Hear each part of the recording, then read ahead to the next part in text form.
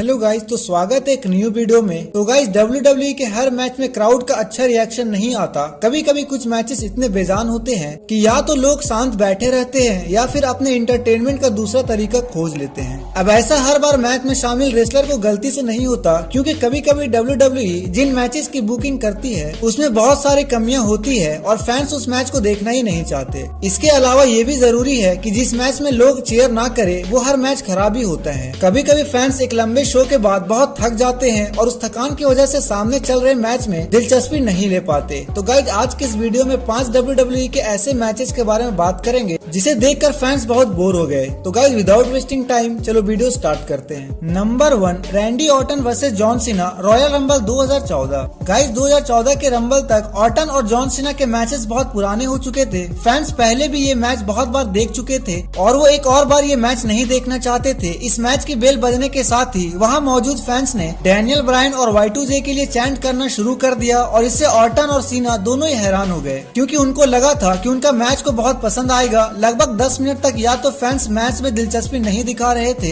या फिर उन रेसलर का नाम ले रहे थे जो वहाँ मौजूद ही नहीं थे। इसके बाद सीना और ऑर्टन ने कुछ नया करने की कोशिश करी और वो एक दूसरे के फिनिशिंग मूव इस्तेमाल करने लगे। हालांकि इससे क्राउड का ध्यान उनकी तरफ चला गया, लेकिन ये साफ समझ आ रहा था कि सीना और ऑर्टन क्राउड का ध्यान अपनी तरफ करने के लिए ये सब कर रहे थे। इस मैच में लोगों ने सबसे ज्यादा दिलचस्पी तब दिखाई जब व्हाइट फैमिली रिंग में आई, जिसके बाद एक RKO के साथ ऑर्टन ने जीत हासिल कर ली। चलो बात करते हैं number 2, the Undertaker versus triple H, king of the ring 2002। एक ऐसा पेपर व्यू मैच जिसमें द अंडरटेकर ट्रिपल एच के खिलाफ अपना WWE टाइटल डिफेंड करेंगे। ये सुनने में तो बहुत शानदार लगता है, लेकिन जब असल में 2002 के king of the ring event में इनका मैच हुआ तो वो बिल्कुल असफल रहा। इन दोनों की राइवलरी में इतना ये सबसे खराब मैच रहा, क्योंकि ये बहुत बेजान और बोरिंग था और फैंस को इस मैच में कोई दिलचस्पी नहीं थी। ये दोनों रेसलर आपस में लड़ रहे थे और फैंस की दिलचस्पी सिर्फ तब बढ़ी जब इस मैच में तो रॉक भी आए। इस मैच को बहुत खराब रिव्यूज मिले और यहाँ तक कि रेसलिंग ऑब्जर्वर के डे मेल्जर ने भी इस मैच को सिर्फ हाफ स्टार ही रेट दिया। इस मैच में साफ पता चल रहा था कि WWE के एक नई डायरेक्शन की जरूरत थी। ट्रिपल एच को वापस अपने हील पर्सोना अपनाने की जरूरत थी और 2002 के समर्स में अंडरटेकर एक हील के तौर पर WWE चैंपियन बने हुए अच्छे नहीं लग रहे थे। अच्छी बात यह रही कि ये सब WWE को समझ में आ गया और 6 हफ्तों के अंदर ही ट्रिपल एच एक बार फिर हील बन गए और द अंडरटेकर एक बेबी फेस बन गए और मेन इवेंट सीन में ब्रॉक लेसनर के तौर पर एक नया चेहरा सामने आया। अब बात करते हैं number 3, dean Ambrose versus Brock Lesnar, WrestleMania 32।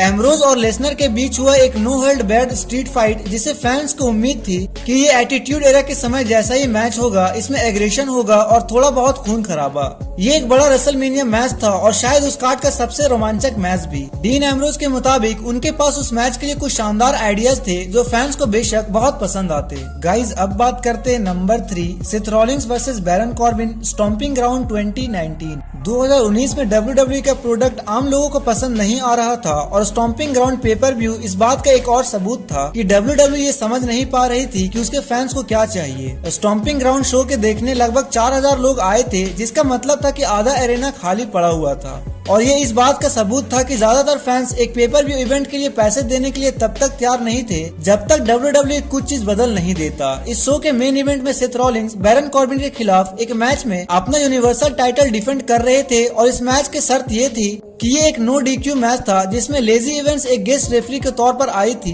ये 2019 का सबसे खराब मैच में से एक था और लोगों का रिएक्शन एक रॉ के मेन इवेंट लाइक बिल्कुल भी नहीं था। WWE के फैंस को कॉर्बिन को इस तरह मेन इवेंट में देखने में कोई दिलचस्पी नहीं थी और उन्हें पूरा भरोसा था कि रॉलिंग्स अपना टाइटल नहीं हारने वाले हैं और इसके लिए पूरा मैच खामोश रहे। चलो बात करते हैं number 5, the Undertaker versus the big boss man, WrestleMania 15। आपको ऐसा लगेगा कि एटीट्यूड एरा के मेन इवेंट में एक हेल इन अ सेल मैच बुक करने पर एक क्लासिक मैच तो तय है, लेकिन ऐसा नहीं है। रेसलमेनिया 15 में सेटन स्ट्रक्चर के अंदर द अंडरटेकर का सामना बिग बॉस से हुआ और ऐसा लग रहा था जैसे WWE ने क्राउड की ऑडियो ही बंद कर दी है, क्योंकि वहाँ बैठे लोग इस मैच के दौरान इतनी ज्यादा शांत थे। ये मैच एक आम मैच जैसा ही था और ये समझ नहीं आ रहा था कि ये सेल के अंदर क्यों हो रहा था, क्योंकि मैच में सेल का कोई इस्तेमाल ही नहीं हुआ और फैंस भी इस कंफ्यूजन में थे कि वो किसके लिए चीयर करे, क्योंकि ये भी साफ नहीं हो रहा था कि उन दोनों रेसलर में से कौन बेबी फेस है या कौन हील। ये बेशक अब तक के सबसे खराब रेसलमेनिया मैचेस में से एक है और द अंडरटेकर के शानदार कैरियर के उन मैचेस में से एक जिसे फैंस भूलना चाहते हैं।